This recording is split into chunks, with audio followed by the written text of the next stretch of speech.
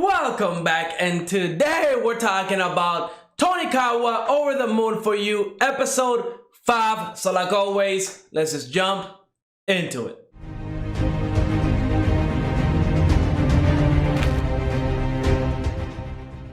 Episode 5 of Tonikawa Over the Moon for You. I feel like it was a wholesome episode, but I don't think it delivered on what I as a viewer wanted to see. I wanted to see more of either Tsukasa's family, like her parents, her grandmother, heck, even more of Chitose, because I really love her character in episode 4, or I wanted to meet either Nasa's parents and what they think about this whole ordeal. Remember, we've only gotten, to see Nasa's friends react to this whole wedding, and we've only seen Chitose's react to this wedding and how Nasa and Tsukasa are married and in love, and it just happened so sudden. I really want to get an actual adult's perspective because Nasa, I think he just turned 18, so he is considered an adult.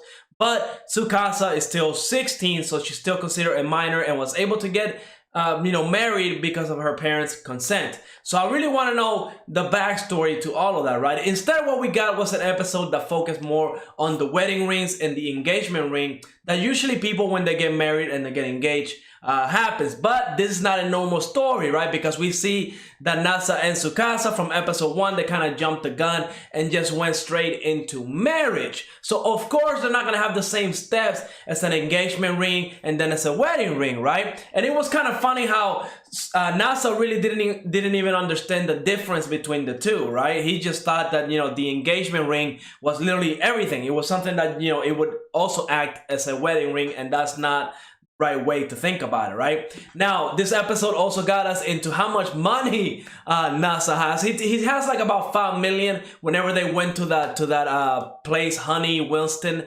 place, to look at rings. It was all a big setup because Tsukasa really wanted to see Nasa and show him how expensive these rings are, so he will be deterred from buying one, because really, you don't need one, right? You don't need one to declare your love for the other person. But Nasa sees it as like a symbol of the relationship. So they have something to remember each other by every time they're apart. So that was a very cute moment that, Nasa is thinking about Tsukasa, because again, this episode, it was the first time that Nasa was going back to work. And, maybe this is something from Japanese culture, right? Because he just got married, and even though it was very sudden, he took one day off. You would think for something like that, like something that big, you would take like a week or 2 weeks off work. We haven't even gotten to the honeymoon yet, right? Because we know Nasa is oblivious to this kind of stuff. He didn't know about how women would like a wedding. Maybe Tsukasa is different, but the one character, I forgot her name, one of Nasa's friends, was kind of telling Nasa about everything that a woman want, right?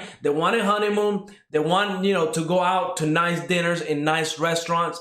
They want a ring because that's something that, people like. And the fact that Nasa didn't know any of it, right? He was kind of oblivious to the fact, and he just went along with whatever Tsukasa said, right? Like, oh no, I don't want to go to a nice dinner. I'd rather cook. She was just being nice, and that could be true, right? Or it could not be. Tsukasa, we actually know that she really doesn't care about Nasa's money, because she wanted to get the least expensive TV. She just wanted to watch movies because that's one of her passions. I kind of feel for her because I love watching movies, TV shows, anime. So I'm on Tsukasa's side. Okay, you definitely need a TV. And when Nasa was kind of talking to her about movies and he hasn't seen the Terminator reference was awesome. Star Wars reference was awesome. Now the one I did not see coming was the Human Centipede. Where did that come from? Because that has nothing in common with Star Wars or the Terminator. I mean, it's completely out of left field. It's a messed up movie. Don't watch it.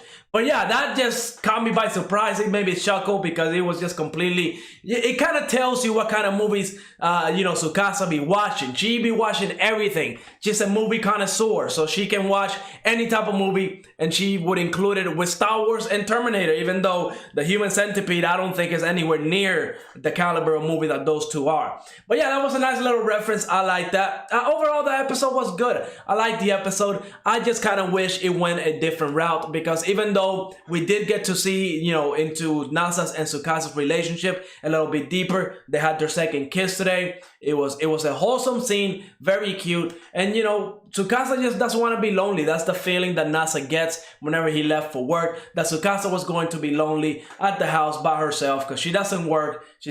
I'm guessing she's going to be like a housewife. So what's the next step, right? What's the next step? Hopefully, episode 6, we get to meet the parents of either of these two characters, because I really want to know what they think about this whole thing. Are they going to accept it? Are they not going to accept it? Because this could be a nice little problem that will get introduced to the story, right? Because so far, in 5 episodes, all we gotten is nice, happy moments. We haven't gotten anything sad. We haven't gotten any problems. And if you're married, there's definitely going to be problems in the relationship. There's definitely going to be arguments. Again, when you get two human beings, sometimes they're gonna have different opinions on things. So I really would like to see that side of the relationship, right? Whenever they disagree on something, their first little argument, their first little fight, because it is going to happen. It happens. It's human nature. It is going to happen. And hopefully they kind of, dive into it a little bit, right? I would like to see either side of the parents, from Nasa's side or Tsukasa's side, kind of not agree to the wedding. I doubt it. It will be from Tsukasa's side of the family, because she had to get parents' consent for her to get married, and they gave it. So I'm guessing they accept what her decision was. But maybe from Nasa's side of the family, they might not accept this wedding because, it just came out of nowhere. They could probably feel that they gotta protect Nasa because, again, he is very oblivious to things. He can be taken advantage of very, very easily. I mean, we saw it whenever he went to the Honey Winston ring place. He was about to buy one ring for 1.2 million yen, which was about 1/5 of everything that he had in his bank account. And he still would have to buy 2 other rings. So in total, if he got like the same amount for each ring, it would have been like 3 millions. Like everything that he saved for so many years looking for Nasa would almost have been gone. That definitely would have been a bad financial decision. And I'm glad that Tsukasa was there to stop it. So we know that Tsukasa does not care about his money. Heck, we know where she lives. So she probably has a lot of money, even though my theory is that she was like adopted into that family. But regardless, she probably has a lot of money. So she really doesn't care about the money that Nasa has. But yeah, overall, I thought it was a good episode. I just kind of wish we got a little bit more. So, okay episode for today. But let me know what you thought of this episode in the comments down below. And like always, go ahead and leave a like, subscribe, and I will see you on the next episode.